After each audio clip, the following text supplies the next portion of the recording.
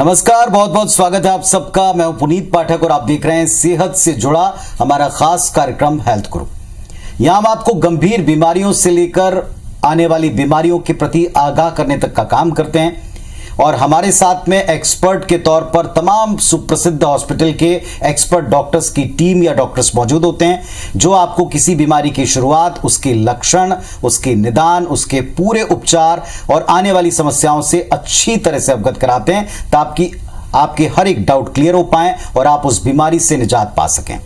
आज हम बात करेंगे ओरल एंड मैक्सोफेशियल सर्जरी की, इसकी आवश्यकता की, कहां और किस तरीके से आप अपनी सेहत में इसका इस्तेमाल अपने आप को बेहतर रखने में कर सकते हैं, इन सब के बारे में। दंत चिकित्सा जुड़ी एक एडवांस सर्जरी सिस्टम यह है, खास तौर के ऊपर जब आप किसी एक्सीडेंट का शिकार हो जाएं, आपके चेहरे को, जबड़े को नुकसान पहुंच जाए, तब आपको इस विधा की आवश्यकता पड़ती है। लेकिन किन किन चीजों में आप इसका इस्तेमाल करते हैं और कैसे आप इस विधा से अपने आप को ठीक रख सकते हैं, ये हम आपको आज बताने वाले। शुरू करते हैं आज का हेल्थ ग्रुप।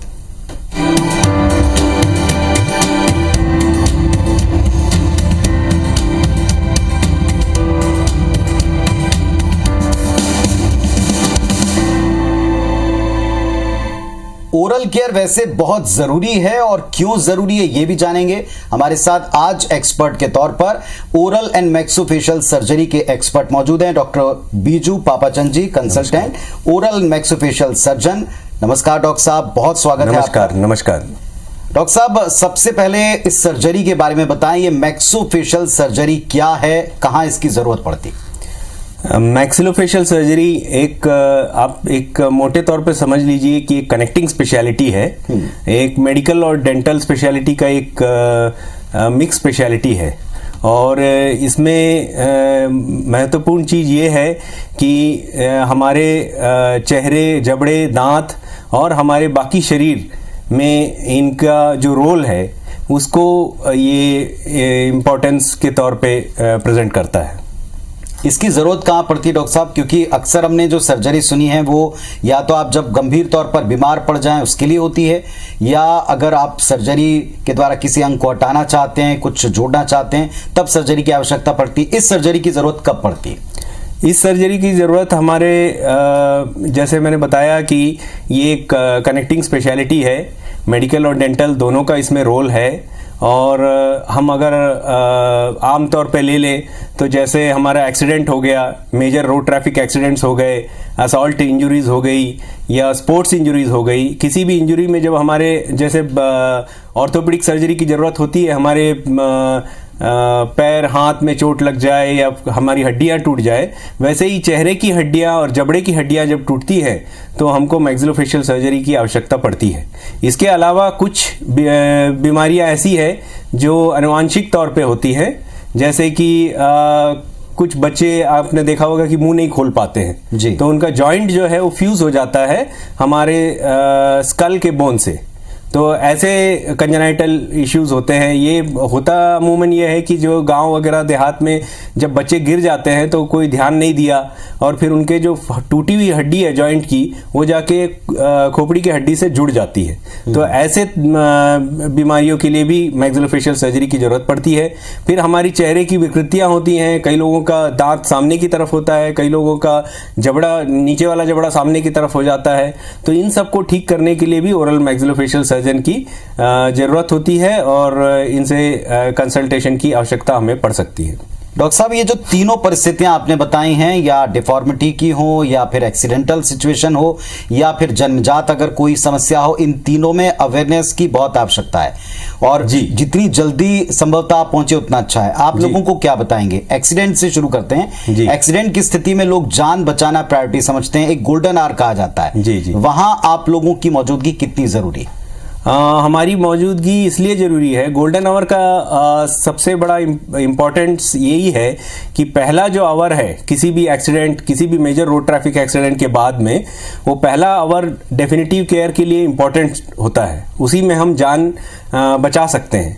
जो पहले आवर में आपने पेशेंट को अटेंड किया और उस समय खास बात ये होती है कि अगर मैक्सिलोफेशियल इंजरी भी साथ में है और जबड़ा टूट गया है, दांत भी कई बिखर गए हैं और चेहरे की हड्डियां भी काफ़ी टूट गई हैं, नाक में ब्लड भर गया है, मुंह में ब्लड भर गया है, तो हमारा सबसे बड़ा जो तकलीफ होने वाली है हमको, हम सांस नहीं ले पाएंगे। और हम सांस नहीं ले पाएंगे तो हमारी जो श्वसन प्रणाली है और ब्रेन में जो ऑक्सीजन हमको पहुंचना है, जो हमारे जीवित रहने के लिए अति आवश्यक है, वो नहीं हो पाएगी। तो इसलिए उस एरिया में, उस गोल्डन आवर में अगर हमने ये डेफिनेटिव केयर इंस्टीट्यूट कर दिया या चालू कर दिया, हमने वो एयरवे के लिए रास्ता बना लिया, क्लियरेंस ले लिया, तो हम बेहतर तरीके से पेशेंट को मैनेज कर पाएंगे। डॉक्टर साहब, किसी भी आपात स्थिति के लिए, किसी भी एक्सीडेंटल सिचुएशन के लिए, जान बचाने के लिए ये गोल्डन आवर, इसी में आपको ट्रीटमेंट मिलना शुरू हो जाए, प्राथमिक उपचार मिले, ज़रूरी है। और इसी के लिए शायद ट्रोमा यूनिट से, ट्रोमा सेंटर्स की ज़रूरत है।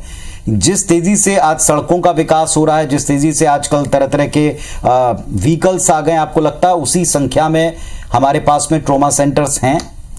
नहीं, अभी तो हमको, जैसे हमारे, आपने जैसे सही बताया कि हमारे हाईवेज अब काफ़ी डेवलप हो रहे हैं, हमारी एक्सप्रेसवेज काफ़ी डेवलप हो रही हैं, लेकिन उस स्पीड से हमको एक लेवल 1 ट्रॉमा सेंटर जो बोलते हैं, हमारे पूरे भारत देश में उसकी कमी है। और उसमें होने वाली ट्रॉमा यूनिट, जो एक पूरी स्ट्रक्चर्ड ट्रॉमा यूनिट है, उसकी भी कमी काफ़ी है। मैं आने वाले समय में मैं आशा करता हूं कि हमारी सरकारें जो है, चाहे वो राज्य में हो चाहे देश में हो, वो इस ओर ध्यान दे और सारा टीम बने और ट्रॉमा सेंटर की जो लेवलिंग है वो प्रॉपर की जाए और लेवल 1 ट्रॉमा सेंटर का इम्पोर्टेंस को सरकार भी समझे और जनता भी समझे। क्या ट्रोमा सेंटर्स में आज पर्याप्त संख्या में ओरल एंड मैक्सोफेशियल सर्जन्स मौजूद हैं, या इनकी भी आप कमी पाते हैं? इनके बिना तो आपकी बातें सुनकर लग रहा है कि उपचार शुरुआत करने से लेकर आगे तक काफ़ी दिक्कतें आ सकती हैं। बिल्कुल, आपने सही कहा। ओरल मैक्सिलोफेशियल सर्जन की ज़रूरत ट्रॉमा सेंटर में बिल्कुल है और उनका एक इम्पॉर्टेंस भी है।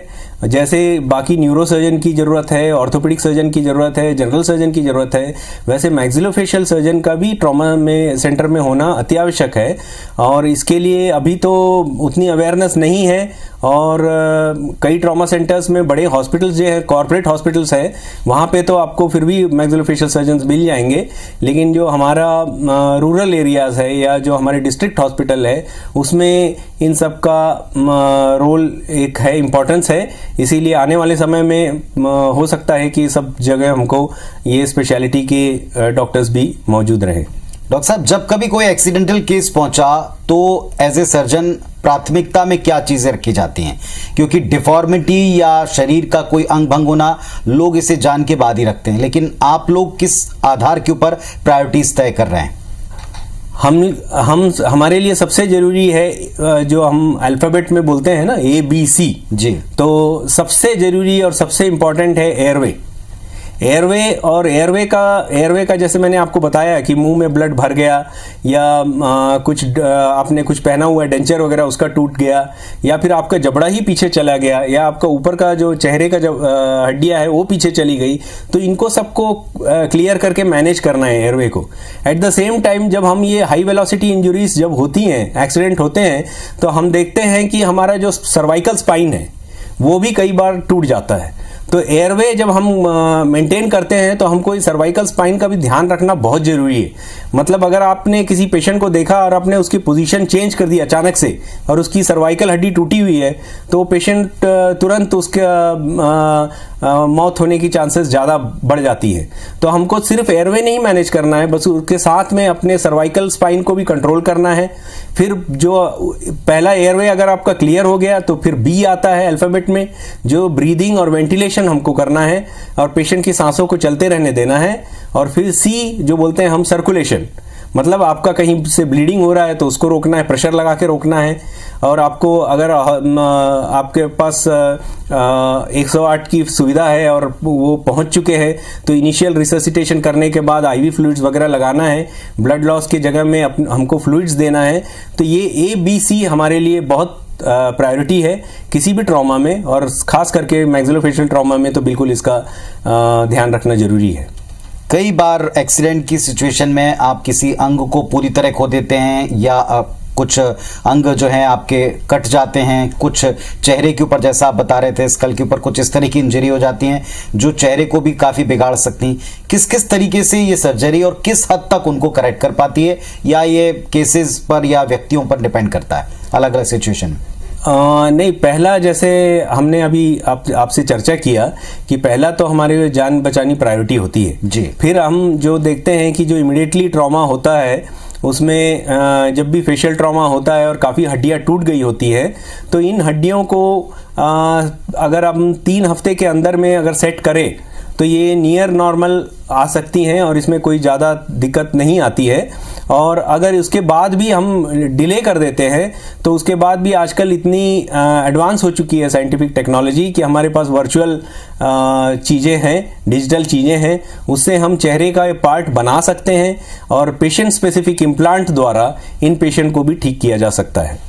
चलिए, तो सबसे ज़्यादा ज़रूरी है आपका अवेयर होना, सबसे ज़्यादा ज़रूरी है एक्सीडेंट की स्थिति में ना घबराते हुए पेशेंट को फर्स्ट एड देना और फौरन ट्रॉमा यूनिट के पास उन्हें पहुंचाना। ट्रॉमा यूनिट में ओरल एंड मैक्सोफेशियल सर्जन का होना भी अत्यावश्यक है। एक छोटा सा ब्रेक लेंगे, ब्रेक के बाद और अवेयर होने के लिए हम क्या क्या कर सकते हैं और क्या हमारी शंकाओं का समाधान सर्जन के पास मौजूद है, इन सब पर डिटेल में बात करेंगे। डॉक्टर साहब, एक और बात जो पूरी तरह से क्लियर है, आज की तारीख में आपको वैसे भी नॉर्मल परिस्थितियों में भी ओरल केयर बहुत करनी पड़ेगी और करनी चाहिए, लेकिन क्या इसके प्रति आप लोगों को पर्याप्त अवेयर मानते हैं, और नहीं हो तो क्या क्या दिक्कतें आती?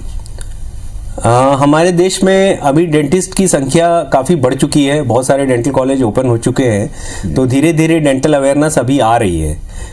शुरुआती तौर पे देखें तो पहले तो इतनी अवेयरनेस नहीं थी, लोगों को डेंटल हाइजीन के बारे में इतनी जानकारियाँ नहीं थी।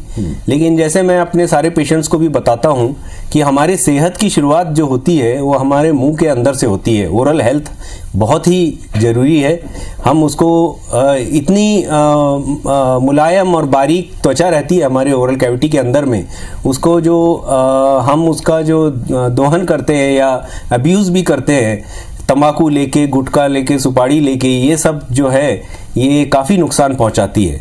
और उसके बाद हम उसकी स्वस्थ देखभाल करने में भी कई बार असमर्थ रहते हैं, जैसे कि हमको ब्रश करना चाहिए, फ्लॉसिंग करनी चाहिए और वो हाइजीन को मेंटेन करना चाहिए। अभी भी एक मिथ है कि ये सब चीज़ें बड़े एक हाई क्लास तक, या जो फैशन इंडस्ट्री में है, जो ग्लैम इंडस्ट्री में, ये सब उनके लिए ही ज़रूरी है, शायद संभवतः सबके लिए नहीं। लेकिन कहीं इससे ओरल कैंसर बढ़ रहा है, ये भी हम देखते हैं। नहीं, बिल्कुल भी, सब ये सबके लिए ज़रूरी है। सेहत किसी अमीर या गरीब के अपन इसको डिवाइड नहीं कर सकते हैं। सेहत सबके लिए ज़रूरी है। एक स्वस्थ समाज, एक स्वस्थ देश हम सबके लिए ज़रूरी है। तो इसीलिए स्वस्थ अपने मुंह की देखभाल करेंगे तो हमारे बाकी स्वास्थ्य जो है वो भी अच्छा रहेगा। ओरल कैंसर के बारे में हम काफ़ी, वैसे तो कैंसर की हर एक जगह जहाँ भी कैंसर होता है हम इसको लेकर प्रोग्राम करते हैं, लेकिन ओरल कैंसर भी आजकल काफ़ी बढ़ रहा है। इसकी क्या वजह पाते हैं आप, उनको आप क्या कहेंगे? जी, खास करके जो हमारे नॉर्थ इंडिया है, सेंट्रल इंडिया है, यहाँ पे हम देखते हैं कि लोग स्मोकिंग करने से ज़्यादा टोबैको को च्यू करते हैं। तो जो गुटखा, सुपारी, तंबाकू, इसको च्यू करके खाने से, जैसे मैंने बताया कि हमारी मुंह की त्वचा जो है बहुत ही मुलायम और बहुत ही नरम त्वचा है, इसको हम बार बार अगर इसका अब्यूज़ करेंगे तो इसमें अल्सर बनने शुरू हो जाते हैं, और ये अल्सर जेनेटिकली हमारे जो सेल्स को वहाँ पे चेंज कर देती है, और इसमें फिर हमारे सेल्स जो है अबनॉर्मल तरीके से रिएक्ट करना शुरू करती है और बढ़ना शुरू हो जाती है, और इसको हम कैंसर बोलते हैं एक मोटे तौर पे अगर देखा जाए। तो इन चीज़ों को रख के जब हम इनका सेवन करते हैं तो ओरल कैंसर होने के चांसेस बहुत बढ़ जाते हैं। कई सारे लोगों को हमने देखा डॉक्टर साहब कि कैंसर की वजह से भी कई सर्जरी से गुजरना पड़ता है।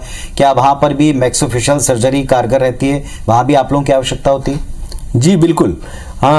जब हम ओरल कैंसर की बात करते हैं तो आप देखिए, ओरल कैविटी में जबड़ा है, दांत है, तो अगर कैंसर हुआ और हमारे को एक साइड का जबड़ा काटना पड़ गया तो एक एम्पुटेशन के बराबर है ये। तो इसको वापस से रिकंस्ट्रक्ट करने की भी आजकल फैसिलिटी है। हम पैर की हड्डियों से जबड़े को बना सकते हैं और उन हड्डियों के ऊपर हम इम्प्लांट लगा के उसके ऊपर दांत भी लगा सकते हैं। तो आजकल हमारे पास वर्चुअल डिजिटल टेक्नोलॉजी है जिसका सब इस्तेमाल करके हम ये सब कर सकते हैं। और कई बार हम हाथ से त्वचा ले सकते हैं और पैर से त्वचा ले सकते हैं।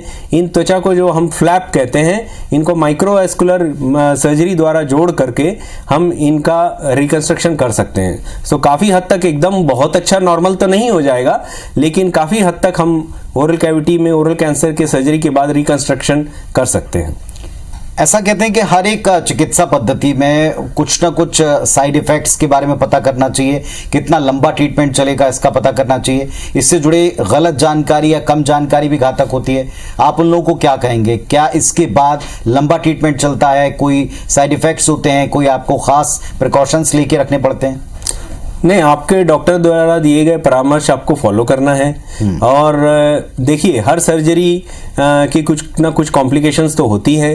कुछ कॉम्प्लिकेशंस जो होती हैं माइनर होती है, कुछ मेजर होती हैं। अगर आप डॉक्टर के परामर्श को फॉलो करेंगे तो 99% आपको ऐसा कोई प्रॉब्लम, मेजर प्रॉब्लम नहीं आनी चाहिए। हाँ, बाकी जो बहुत ही मेजर केसेस होते हैं उसमें संपूर्ण तरीके से ठीक हो पाना तो पॉसिबल नहीं है, लेकिन फिर भी मेजॉरिटी केसेस में हम अच्छी कर सकते हैं, अच्छा कर सकते हैं। डॉक्टर साहब, एक और इम्पोर्टेंट बात है, जैसा चर्चा की शुरुआत में आपने कहा कि कुछ लोगों में जन्मजात कुछ डिफॉर्मिटी होती है, कुछ ऐसे शरीर के अंग आपस में कनेक्ट जुड़े रहते हैं जहां दिक्कतों को हम ठीक कर सकते हैं। वो क्या केसेस होते हैं और कैसे आप उनको पहचानते हैं? फिजिकली दिखाई पड़ते हैं, कई बार कुछ सिम्टम्स दिखाई पड़ते होंगे, इनके बारे में क्या राय है?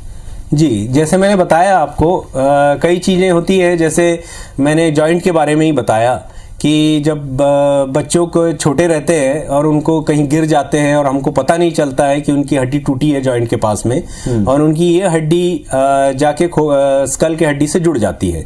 ये एक हो गया। दूसरा हो गया, जब जन्म लेते हैं बच्चे तो शुरुआत में बहुत लोगों ने फोर्सेप्स डिलीवरी सुनी होगी, फोर्सेप्स द्वारा डिलीवरी किया जाता था।